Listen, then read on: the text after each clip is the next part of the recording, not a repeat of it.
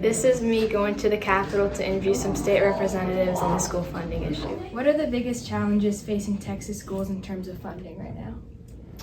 Well, we haven't increased the basic allotment, so the basic amount that the schools get per student since 2019. We've had a lot of inflation since then, I think about 24% inflation since then. And so school districts don't have enough money to operate. What we're hearing and seeing is that they're having to lay off teachers, increase class sizes, stop programs, such as in one of the districts that I represent, they had to get rid of the IB program, International Baccalaureate. So a lot of students were very disappointed about that. How can people help overcome these challenges? I think advocating at the Capitol, letting their legislators know and state leadership, governor, lieutenant governor know what not funding our schools appropriately means to them. So we've had a lot of people come to the Capitol when House Bill 2 was laid out in committee to talk about their stories in their particular school districts. We have over 1,000 school districts in the state.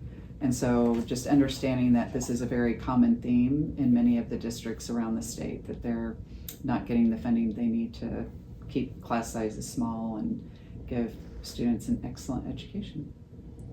What should Texas students and families know about the future of our education funding in the state?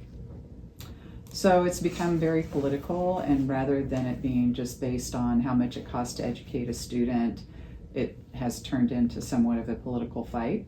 And so 2 years ago, 2023, the governor told us that if we didn't pass a voucher bill that we wouldn't get additional funding for the schools, but yet representatives knew that vouchers aren't what we need in the state, and so we didn't pass the bill, we didn't pass school funding.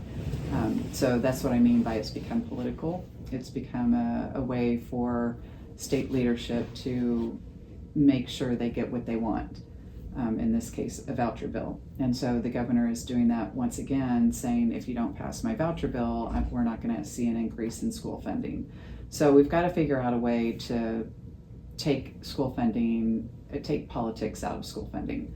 One of the amendments that I had back in 2019 was to have an automatic increase with inflation, so that it wouldn't be up to us to increase the basic allotment, it would go up with inflation.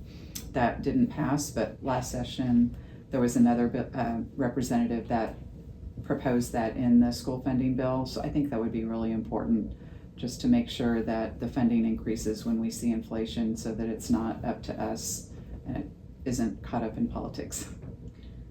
What would you say the voucher is? Vouchers are just a way to allow public dollars to go to private schools. And initially, the governor would talk about making sure kids that were in failing schools had the ability to go to private schools, but he's not even using that terminology anymore, because in prior bills, you had to be a student that either was going into kindergarten or was in public school in order to get a voucher. But this go around, the bill says even if you're already a private school student, your family could access the dollars to continue going to private school.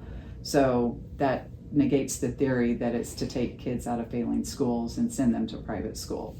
It's basically just a way to use our public dollars for private school, and that's not what our state constitution says. Yeah.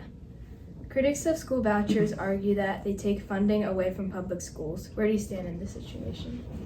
Yeah, absolutely. Like I said, if we pass the current bill, then it will cause us to start paying for private education for kids that are already in private education. How will rural communities be affected by school vouchers? So there's not a lot of private schools in rural communities right now, but one of the concerns is that you might see pop-up online schools created. You might see more private schools created in rural areas as a result of the bill. And also for all of the districts, it's going to be a challenge. We, in a district like Austin and the ones that I represent, We have high property wealth, so we're a recapture, meaning that we share our wealth with other districts. As we see students leave the district, that means that our wealth is divided by fewer students, which means that we're going to be sending even more money back to the state.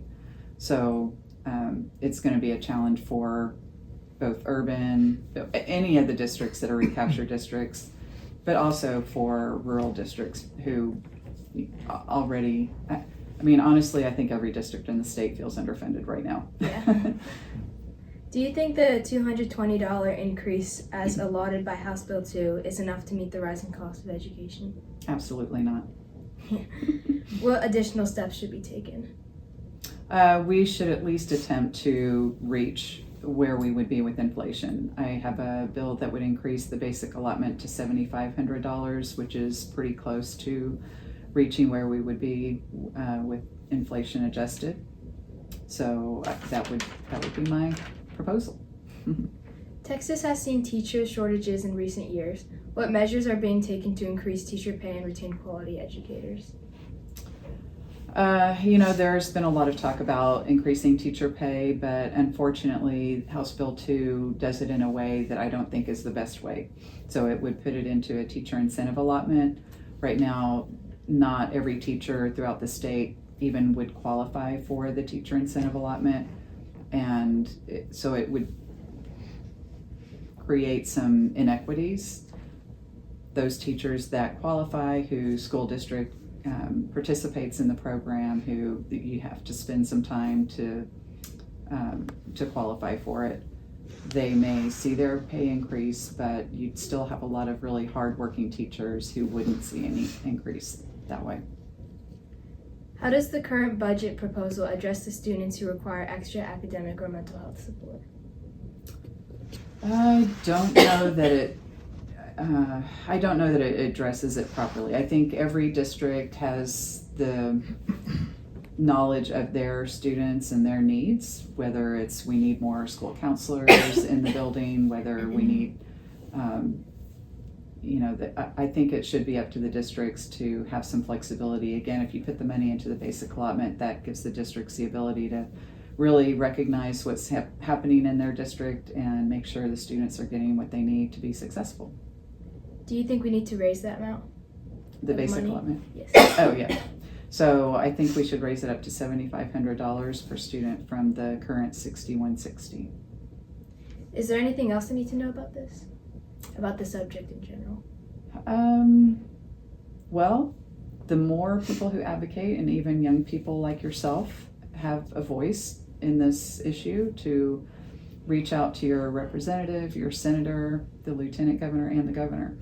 So, and just let them know, here's what I see in my school, here's why I think it's important to make sure our teachers are getting the pay that they need. And right now, over half of our teachers aren't certified anymore. And that's because we've had a lot of our teachers leave the profession. And so school districts have been struggling to fill the positions. And so they've made it okay to hire teachers who aren't certified, and they either have to get their certification, or I don't know if they even have to do that anymore. Well, we do have to do it, but it is a lot easier than it had been in the past. Yeah. Well, thank you for your time. You're very welcome. Are you going